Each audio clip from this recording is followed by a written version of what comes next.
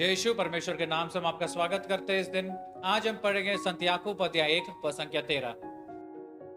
प्रलोभन में पड़ा हुआ कोई भी व्यक्ति यह न कहे कि ईश्वर मुझे प्रलोभन देता है। ईश्वर न तो बुराई के प्रलोभन में पड़ सकता और न किसी को प्रलोभन देता है।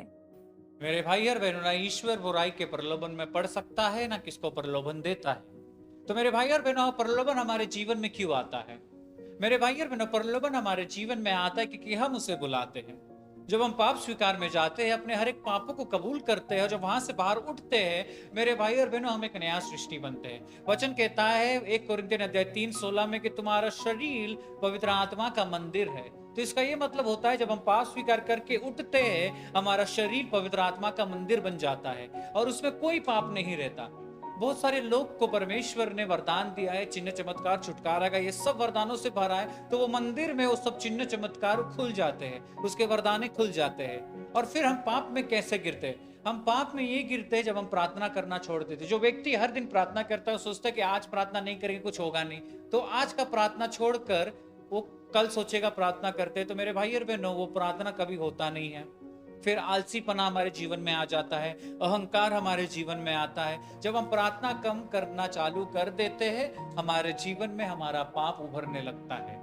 मेरे भाई और बहनों, अहंकार, आलसीपना, व्यभिचार, बुरे शब्द, ये सब चीज हमारे जीवन में बढ़ते रहते हैं। जिस प्रकार हम देखते हैं मेरे भाई और बहनों, फेसबुक वो एक प्रकार का ऐप है। जब हम देखते हैं, उसके एक बार हम चालू कर लेते हैं, तो हमें लगता है हम थोड़ा सा स्क्रॉल करके निकल जाएंगे, लेकिन उसमें हम 1 घंटा 1.5 घंटा बिता लेते हैं। इंस्टाग्राम, यूट्यूब, पिक्चर देखने में लग जाते तो 3 घंटा 4 घंटा। रात में अगर हम जल्दी सोते हैं तो सुबह हम जल्दी उठेंगे मिस्सा के लिए, लेकिन रात में सोने से पहले हम सोचते चलो फेसबुक में जाते हैं। और फिर जब फेसबुक में हम जाते, मेरे भाई और बहनों, 5 मिनट 1 घंटे में बदल जाता है। और फिर हम सुबह मिस्सा के लिए नहीं उठते, प्रार्थना के लिए नहीं उठते। फिर आलसीपना हमारे जीवन में आता है। धीरे धीरे करके हम प्रार्थना में कमजोर होते हैं। फिर हमारे जीवन में हम अपना गलत गलत रास्ता चुनना चालू कर लेते हैं और फिर हम पाप में गिरते हैं। तो मेरे भाई और बहनों, ये कैसा चालू हुआ? हमारे द्वारा चालू हुआ। क्योंकि पाप ईश्वर की ओर से नहीं आता, प्रलोभन ईश्वर की ओर से नहीं आता। हर एक चीज आता है हमारे सोच से। हम सोचते हैं कि एक दिन हम झूठ बोलेंगे तो चल जाएगा, एक दिन प्रार्थना नहीं करेंगे चल जाएगा, प्रभु हमारा माफी है, हमें माफी देगा। और वो सोच हमें पापों में गिराता है।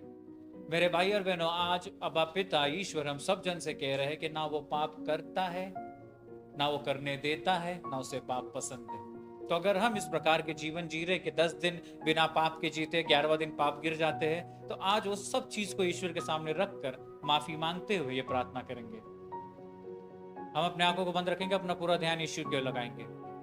हे पिता परमेश्वर, इस दिन के लिए धन्यवाद देते हैं, सुंदर वचन के लिए धन्यवाद देते हैं। धन्यवाद परमेश्वर की तरह वचन कहता है, ना तू पाप से प्यार करता है, ना तू पाप को करने देता है किसी को भी।